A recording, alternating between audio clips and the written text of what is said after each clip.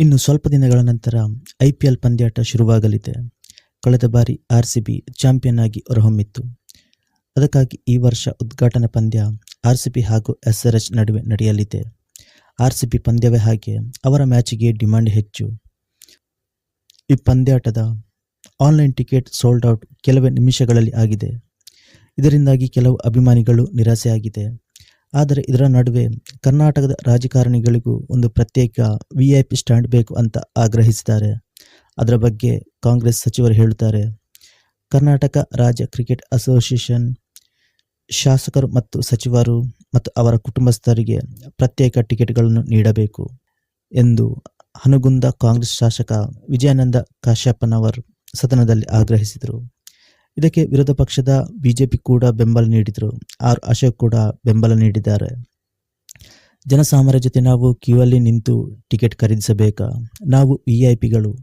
ಶಾಸಕರಿಗೆ ಮತ್ತು ಶಾಸಕರ ಕುಟುಂಬಕ್ಕೆ ಒಂದು ಟಿಕೆಟ್ ಅಲ್ಲ 5 ಟಿಕೆಟ್ ಕೊಡಬೇಕು. ಇಲ್ಲಿ MLAಗಳಿಗೆ ಸರಿಯಾದ ರೀತಿಯಲ್ಲಿ ಗೌರವ ಸಿಗುತ್ತಿಲ್ಲ ಎಂದು ತಮ್ಮ ಮನದ ಮಾತನ್ನು ಹೊರಹಾಕಿದರು. ಇದರ ಬಗ್ಗೆ ಸಂಸದ ತೇಜಸ್ವಿ ಸೂರ್ಯ ಹೇಳ್ತಾರೆ, ರಾಜ್ಯದ ಶಾಸಕರು ವಿಧಾನಸೌಧದಲ್ಲಿ IPL ಅಭಿಮಾನಿಗಳ ಸುರಕ್ಷತೆ ಮತ್ತು ಭದ್ರತೆಯ ಕುರಿತು ಚರ್ಚಿಸಲು ಸಮಯ ಕಳೆದಿದ್ದರೆ ಖಂಡಿತ ಅದು ಸದನದ ಘನತೆಯನ್ನು ಎತ್ತಿ ಹಿಡಿಯುತ್ತಿತ್ತು. ಆದರೆ ಅದರ ಬದಲಿಗೆ ತಮಗೂ ಮತ್ತು ತಮ್ಮ ಕುಟುಂಬಗಳಿಗೆ ಉಚಿತ ಟಿಕೆಟ್ಗಳನ್ನು ಕೊಡುವಂತೆ ಬೇಡಿಕೊಳ್ಳುತ್ತಿರುವುದು ಮತ್ತು ಬೆದರಿಕೆ ಹಾಕುವುದನ್ನು ನಾವು ನೋಡುವಂತಾಯಿತು ಅಂತ ಹೇಳಿದರು.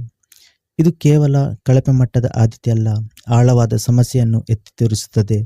ಸಾರ್ವಜನಿಕ ಹುದ್ದೆಯನ್ನು ಹಕ್ಕು ಎಂದು ನೋಡುವ VIP ಮನಸ್ಥಿತಿಯಾಗಿದೆ. ಏಕೆ ಕ್ರೀಡಾ ಸಂಸ್ಥೆ ಸಂಘಗಳು ಶಾಸಕರಿಗೆ ಬದ್ಧವಾಗಿರಬೇಕು?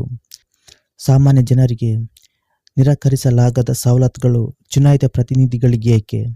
ಇದರ ನಿರೀಕ್ಷೆಯಾದರೂ ಯಾಕೆ? ಸಾರ್ವಜನಿಕ ಹುದ್ದೆ ಒಂದು ಸವಲತ್ತು ಅಲ್ಲ, ಅದೊಂದು ಜವಾಬ್ದಾರಿ. ಈ ಸಂಸ್ಕೃತಿ ಶೀಘ್ರವೇ ಕೊನೆಗೊಳ್ಳಬೇಕು ಎಂದು ತಮ್ಮ X ಖಾತೆಯಲ್ಲಿ ಪೋಸ್ಟ್ ಮಾಡಿದ್ದಾರೆ.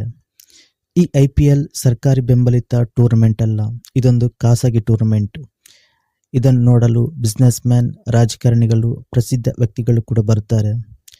ಅವರಿಗಂತಲೇ ಕೆಲವೊಂದು ಟಿಕೆಟ್ ರಿಸರ್ವ್ ಆಗಿರುತ್ತೆ. ಅದೇ ಥರ ರಾಜ್ಯದ ರಾಜಕಾರಣಿಗಳು ಕೂಡ ಅದೇ ಥರದ ಫೆಸಿಲಿಟಿ ಬೇಕು ಅಂತ ಕೇಳುತ್ತಿದ್ದಾರೆ. ಕಳೆದ ವರ್ಷ ಘಟನೆ ನಡೆದಿಂದಾಗಿ ಈ ವರ್ಷದ IPL ಪಂದ್ಯಾಟಗಳು ಬೆಂಗಳೂರಿನಲ್ಲಿ ನಡೆಯುವುದು ಅನುಮಾನವಾಗಿತ್ತು.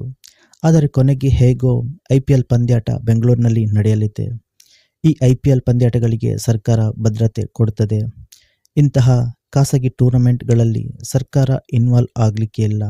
ಆದರೆ ಸರ್ಕಾರ ಏನಾದರೂ ಇನ್ವಾಲ್ವ್ ಆದರೆ ಅಥವಾ ಅದರಿಂದ ಏನಾದರೂ ಪ್ರಾಬ್ಲಮ್ ಅಥವಾ ಕಿರಿಕಿರಿ ಉಂಟಾದರೆ ಬೆಂಗಳೂರಿನ ಪಂದ್ಯಾಟಗಳನ್ನು ಬೇರೆ ಗ್ರೌಂಡ್ಗೆ ಶಿಫ್ಟ್ ಮಾಡುವ ಸಾಧ್ಯತೆಯೂ ಇದೆ.